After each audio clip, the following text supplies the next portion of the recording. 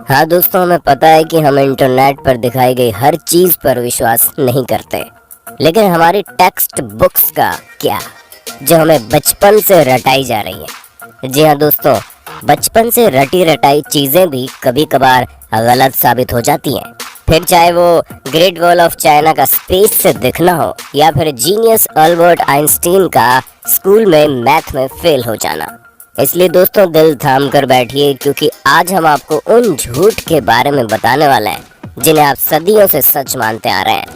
और अंत में जो सच्चाई हमने आपके सामने रखी है ना, उसे जानकर आप हंसी से लोटपोट हो जाएंगे। दोस्तों, अगर हम आपसे पूछें कि इजिप्ट में बना पिरामिड किसने बनाया था, तो हमें पता आप यही जवाब देंगे कि इजिप्ट में रहने वाले मजदूरों ने मेहनत करके इस पिरामिड को तैयार किया था। लेकिन हम आपके भ्रम को तोड़ते हुए ये कहना चाहते हैं कि बिल्कुल भी सच नहीं है। असल में इस पिरामिड को बनाने वाले ज्यादातर लोग मजदूर थे ही नहीं। जी हाँ, इस पिरामिड को बनाने के लिए एंशिएंट इजिप्ट की अच्छी खासी पॉपुलेशन ने अपना बढ़ चढ़कर योगदान दिया था, जहाँ करीब 85 सालों तक, जिसमें 2589 बीसी से लेकर 2504 बीसी का समय लगा।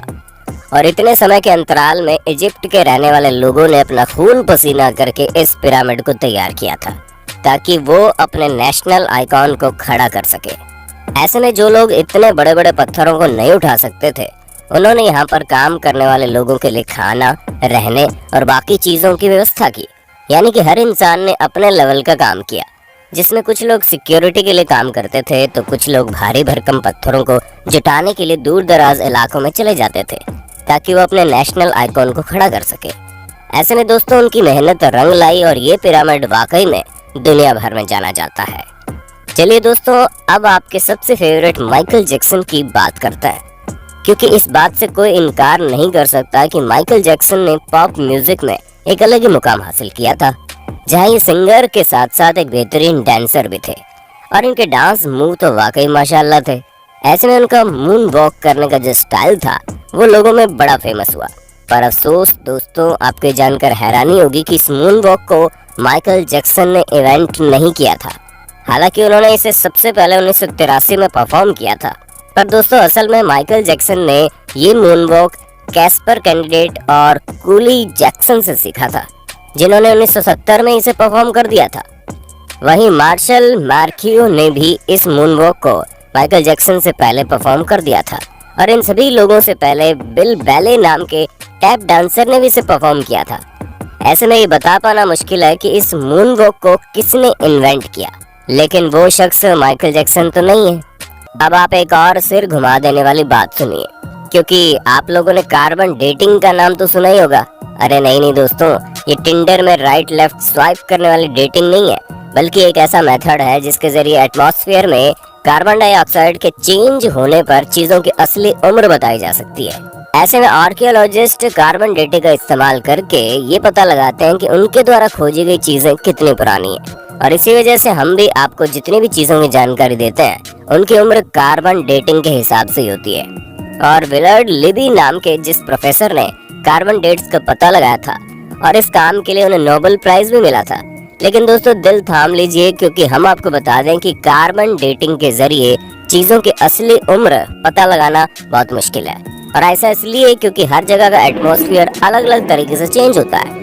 हालांकि कुछ हद तक चीजें सही जा सकती है, लेकिन अब आप खुद सोचिए कि दो प्लांट हो, जिनमें से एक अमेरिका में हो और एक ग्रीनलैंड में, तो जाहिर सी बात है कि टेम्परेचर इफेक्ट की वजह से दोनों की ग्रोथ में काफी डिफरेंस आएगा।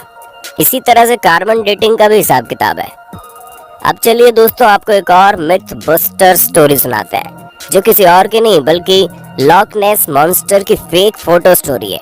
जी हाँ दोस्तों, जहाँ इस मॉन्स्टर की फोटो को न्यूज़पेपर में दिखाकर लोगों को हैरान करने में कोई कसर नहीं छोड़ी गई थी, और कई सारे लोग तो इस बात पर विश्वास भी कर बैठे थे कि सालों पहले गायब हो चुका ये क्रिएचर अब वापस से तहलका मचाने आ गया है। ऐसे में दोस्तों, लॉक नेस को स्कॉटलैंड में देखे जाने की बात कही गई।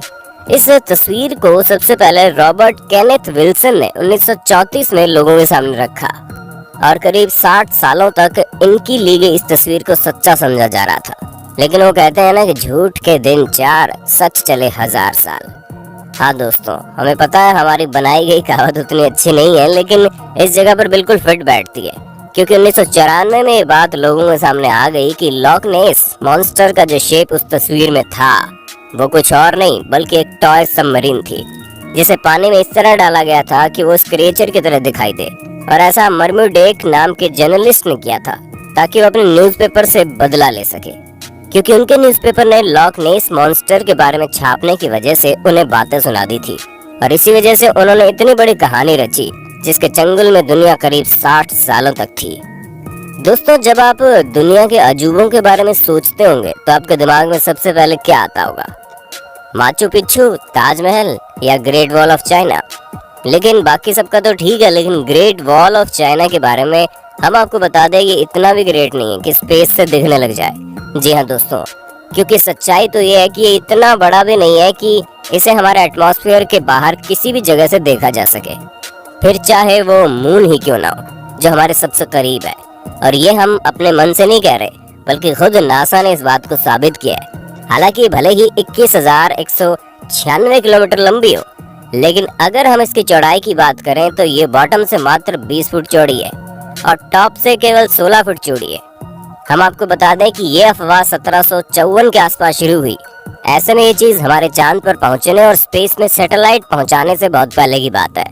तो ये सिवाय अफवाह के और कुछ नहीं है। अब भले ही हर साल यहाँ पर करोड़ों की संख्या में लोग आते हो, लेकिन अफसोस वो चाइना की जिस दीवार पर खड़े होते हैं वो स्पेस से तो नहीं दिखती। चलिए दोस्तों, चाइना से आप हमें ये बता दो कि दुनिया भर में तहलका मचाने वाला कोरोना वायरस चाइना की किस जगह पर सबसे पहले फैला था? हमें पता है आपको जवाब पता होगा, इसलिए कमेंट बॉक्स में एक भी इंसान का जवाब छूटना नहीं चाहिए। वैसे दोस्तों, जब कभी भी आप वाइकिंग्स के बारे में सोचते होंगे तो आपके दिमाग में सबसे पहले चीज क्या आती होगी? हमें पता है ज्यादातर लोगों को बड़े से जहाज का साइज और सींग निकले हुए हेलमेट याद आते होंगे, पर हम आपको बता दें ये दोनों ही चीजें झूठी हैं, जो कि हमारी मेन स्ट्रीम मीडिया द्वारा हमारे दिमाग में डाली गई। असल में कई सारे हिस्टोरियंस को वाइकिंग्स के समय के टूल्स मिले हैं, जिनमें से एक भी हेलमेट ऐसा नहीं मिला जिसमें सींग लगे हों। हालांकि ये माना जा सकता है कि वो लोग लड़ते टाइम खुद को बचाने के लिए हेलमेट का यूज करते होंगे, लेकिन इसका मतलब ये नहीं है कि उनके हेलमेट में ही डायरेक्ट सींग लगे हों।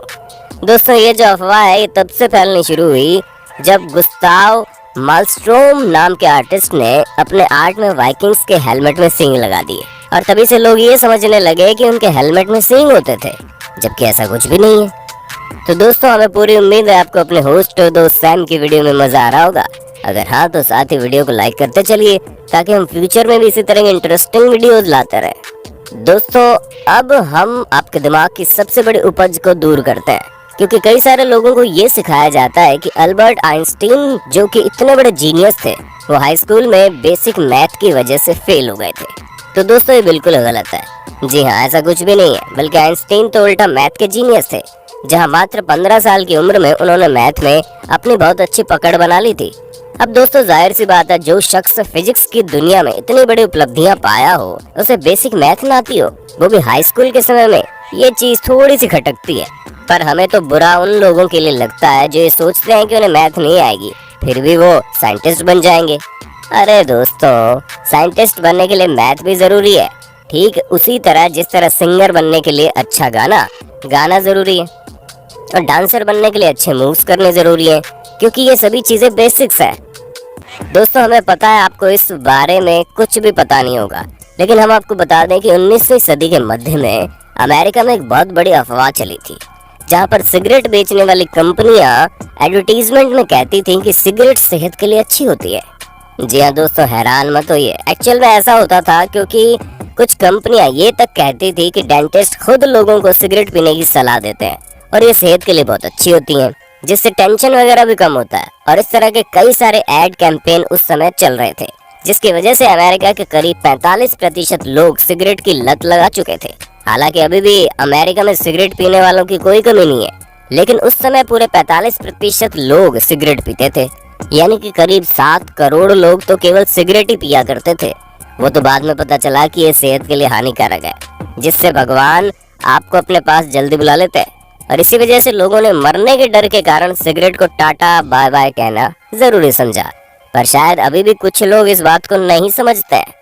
दोस्तों आज के लिए बस इतना ही। उम्मीद है आपको हमारी वीडियो पसंद आई होगी। अगर हाँ तो इस वीडियो के बारे में हमें कमेंट करके जरूर बताना और ऐसे इंटरेस्टिंग वीडियोस लगातार देखने के लिए हमारे चैनल को लाइक शेयर और सब्सक्राइब करना बिल्कुल ना भूलें। धन्यवाद।